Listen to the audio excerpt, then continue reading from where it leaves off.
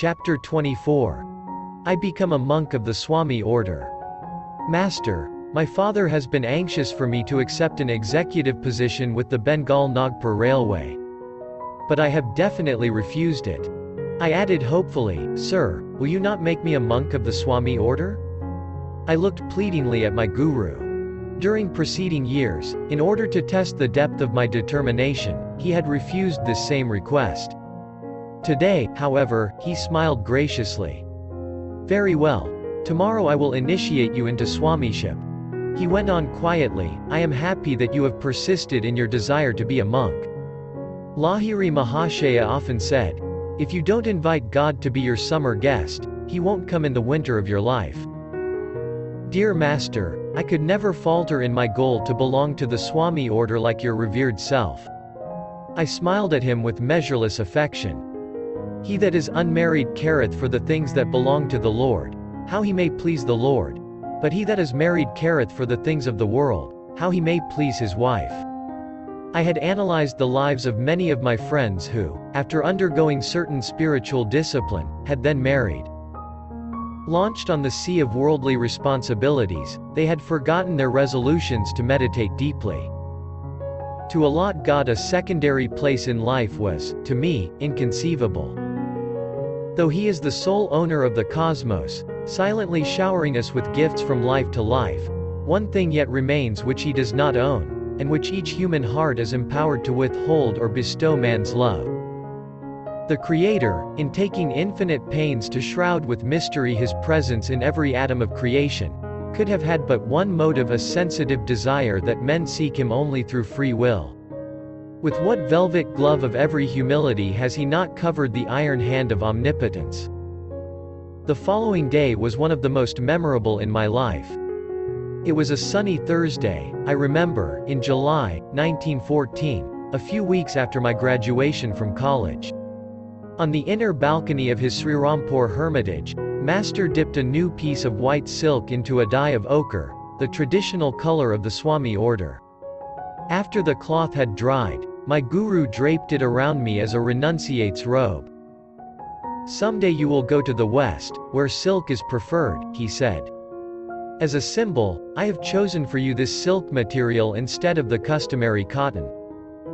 In India, where monks embrace the ideal of poverty, a silk-clad Swami is an unusual sight. Many yogis, however, wear garments of silk, which preserve certain subtle bodily currents better than cotton. I am averse to ceremonies, Sri Yukteswar remarked. I will make you a Swami in the Bidwat, non-ceremonious, manner. The Bibadisa or elaborate initiation into Swamiship includes a fire ceremony, during which symbolical funeral rites are performed. The physical body of the disciple is represented as dead, cremated in the flame of wisdom. The newly made Swami is then given a chant, such as, this Atma is Brahma, or, thou art that, or, I am he. Sri Yukteswar, however, with his love of simplicity, dispensed with all formal rites and merely asked me to select a new name. I will give you the privilege of choosing it yourself, he said, smiling. Yogananda, I replied, after a moment's thought. The name literally means, bliss, Ananda, through divine union, yoga. Be it so. Forsaking your family name of Mukunda Lal Ghosh, henceforth you shall be called Yogananda of the Giri branch of the Swami order. As I knelt before Sri Yukteswar, and for the first time heard him pronounce my new name, my heart overflowed with gratitude. How lovingly and tirelessly had he labored, that the boy Mukunda be someday transformed into the monk Yogananda. I joyfully sang a few verses from the long Sanskrit chant of Lord Shankara. Mind, nor intellect, nor ego, feeling. Sky nor earth nor metals am I. I am he, blessed Spirit, I am he. No birth, no death, no caste have I. Father, mother, have I none. I am he, blessed Spirit, I am he. Beyond the flights of fancy, formless am I. Permeating the limbs of all life. Bondage I do not fear, I am free, ever free. I am he, Blessed Spirit, I am He. Every Swami belongs to the ancient monastic order which was organized in its present form by Shankara. Because it is a formal order, with an unbroken line of saintly representatives serving as active leaders, no man can give himself the title of Swami. He rightfully receives it only from another Swami.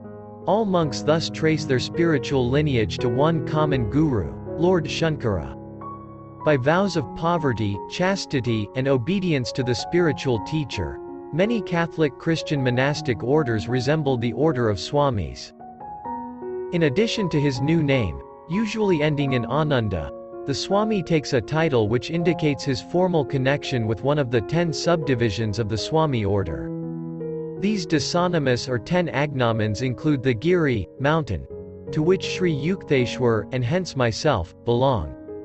Among the other branches are the Sagar, sea, Bharathi, land, Aranya, forest, Puri, tract, Tirtha, place of pilgrimage, and Saraswati, wisdom of nature.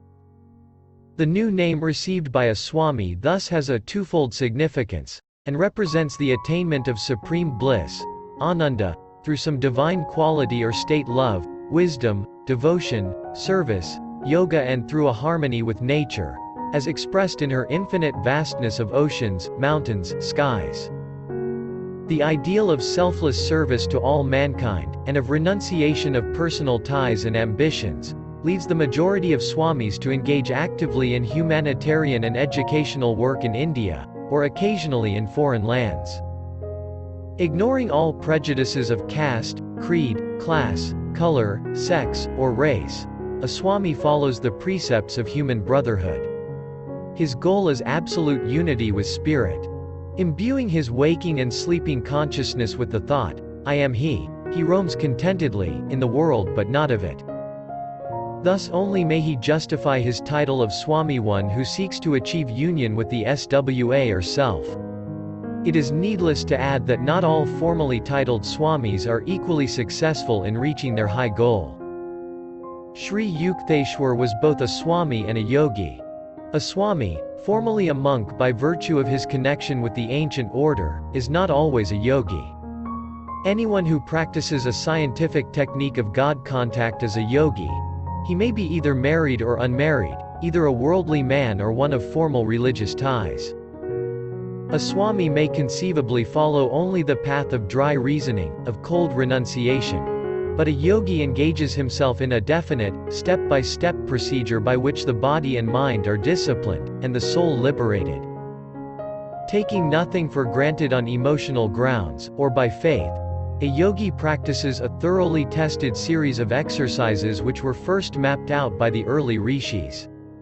Yoga has produced, in every age of India, men who became truly free, truly yogi Christs. Like any other science, yoga is applicable to people of every clime and time. The theory advanced by certain ignorant writers that yoga is unsuitable for Westerners is wholly false, and has lamentably prevented many sincere students from seeking its manifold blessings. Yoga is a method for restraining the natural turbulence of thoughts, which otherwise impartially prevent all men, of all lands, from glimpsing their true nature of spirit. Yoga cannot know a barrier of east and west any more than does the healing and equitable light of the sun. So long as man possesses a mind with its restless thoughts, so long will there be a universal need for yoga or control. The ancient rishi Patanjali defines yoga as control of the fluctuations of the mind stuff. His very short and masterly expositions, the Yoga Sutras, form one of the 6 systems of Hindu philosophy. In contradistinction to Western philosophies, all 6 Hindu systems embody not only theoretical but practical teachings. In addition to every conceivable ontological inquiry, the 6 systems formulate 6 definite disciplines aimed at the permanent removal of suffering and the attainment of timeless bliss.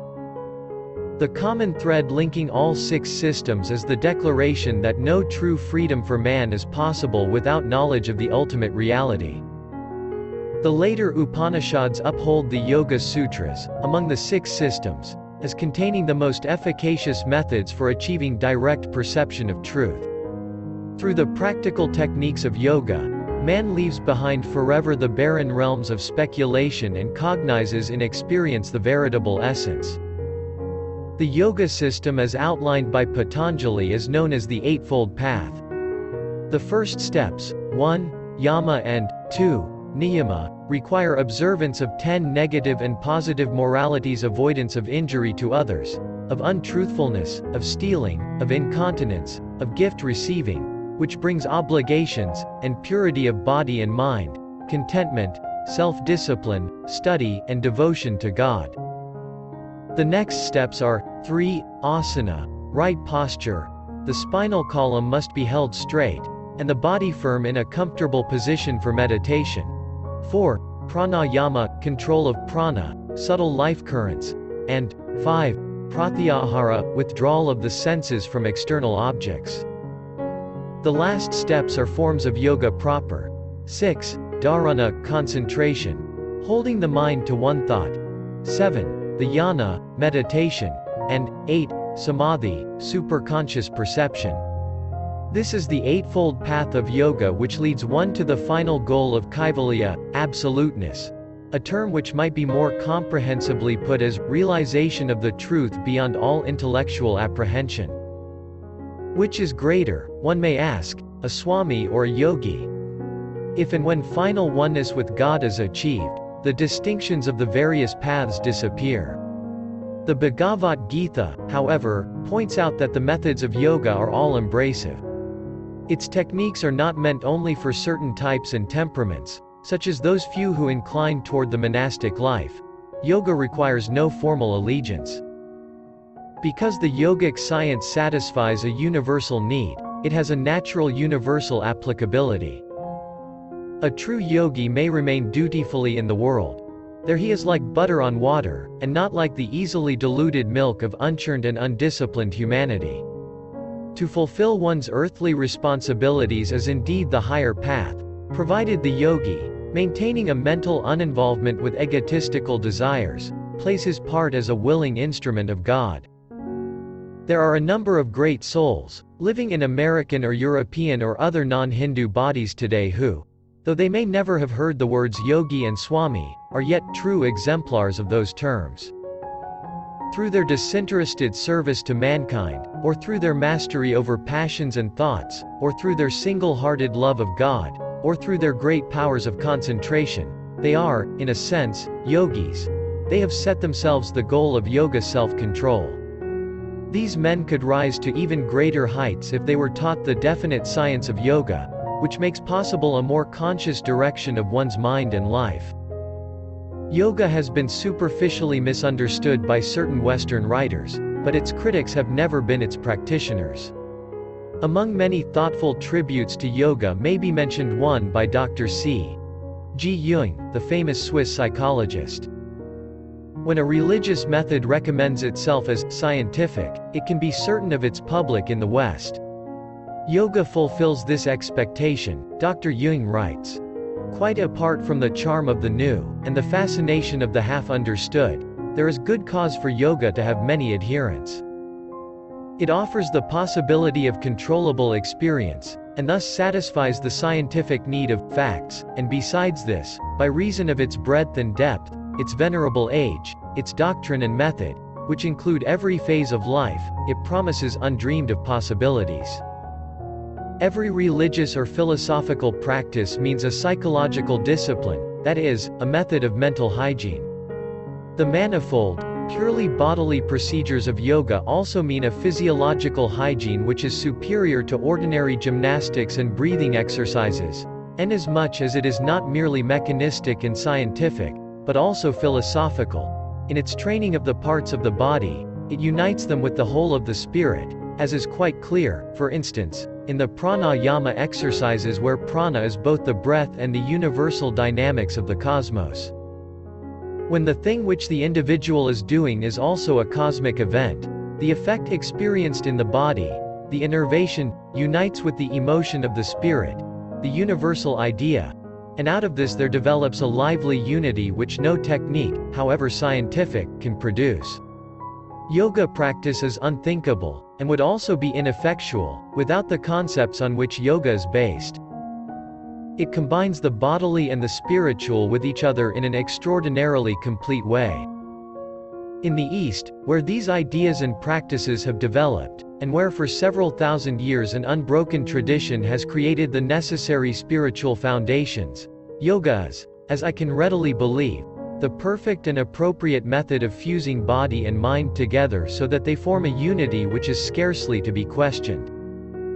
This unity creates a psychological disposition which makes possible intuitions that transcend consciousness.